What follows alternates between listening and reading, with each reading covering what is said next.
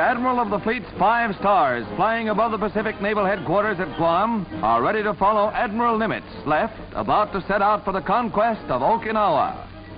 Coming aboard the flagship of Task Force 58 is Admiral Mitscher, scourge of the enemy in waters about Japan. 1,400 ships get underway, and the invasion forces aboard cast worry aside for the moment and beat a tune out on the old squeeze box, while Ernie Pyle, left, watches a fast-stepping jitterbug run up a little hot rug cutting for the biggest invasion fleet ever assembled in the Pacific. And if you're going to visit a foreign country, you've got to have native dough.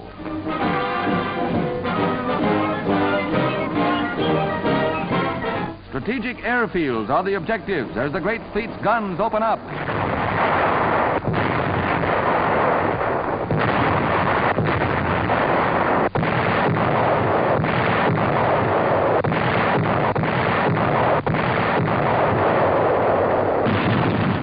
Terrific rocket barrages level shore defenses.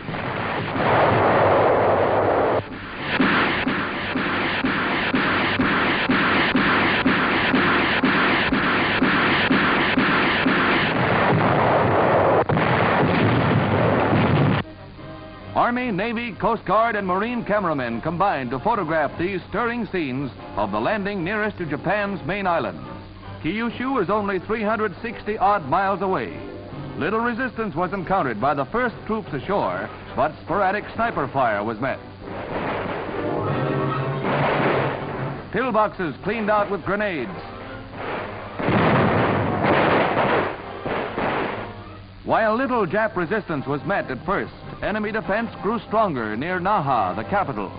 Forts similar to this met our troops. Thousands of civilians willingly gave up to the Yanks. Miserable and undernourished, they at first wondered at the treatment they would receive from the Yanks, but fear soon vanished. With the latest defeat of the Jap fleet and air force, Okinawa's fate is sealed.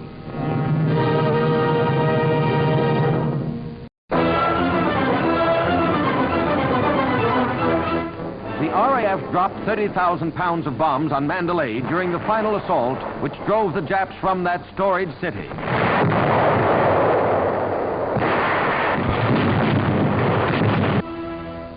The city of Pagodas was subjected to a 12-day siege, which blasted the Japs from their defenses.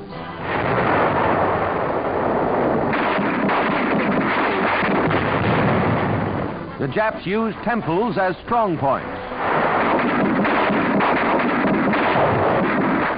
In the taking of Mandalay, British and Indian troops cut the Burma Peninsula in two, isolating Japs to the south.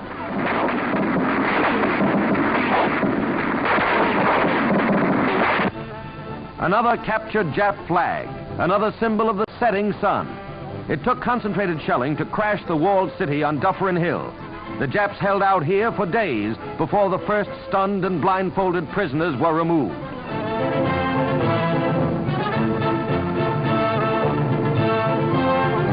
So sorry, please. You bet they are.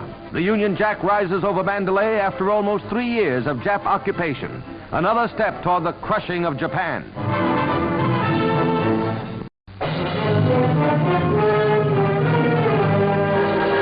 The American Third Army pushes farther into the crumbling German citadel, racing other Allied armies to Berlin. Tanks blaze the way.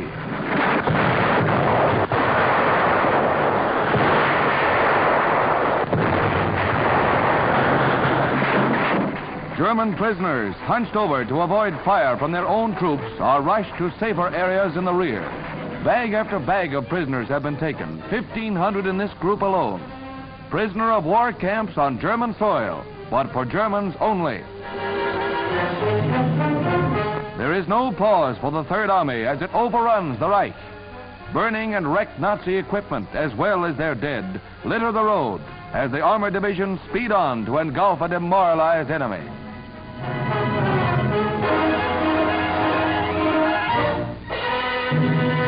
For the first time, Signal Corps cameras picture actual rocket attacks on the European front.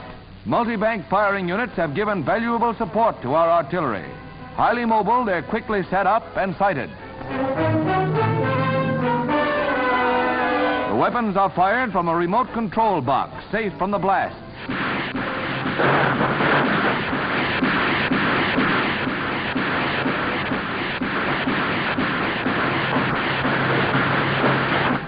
Many of the rocket banks are mounted on trucks and can be deployed so fast the enemy doesn't know what hit it.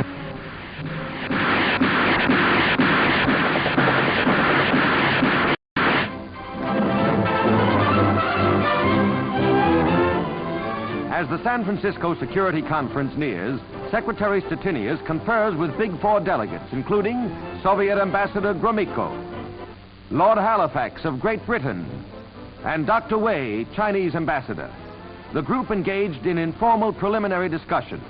Assistant Secretary Archibald MacLeish tells why America not only wants peace, but must have peace. Peace has always been the policy of the American people. Peace is now the necessity of the American people.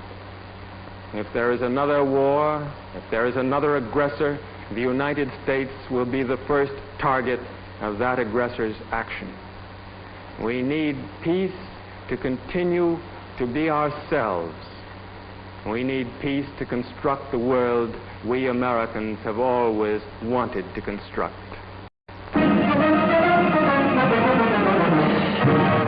When the wounded vets down in Georgia receive golf instruction from Lord Byron Nelson, everything is copacetic until they try it themselves.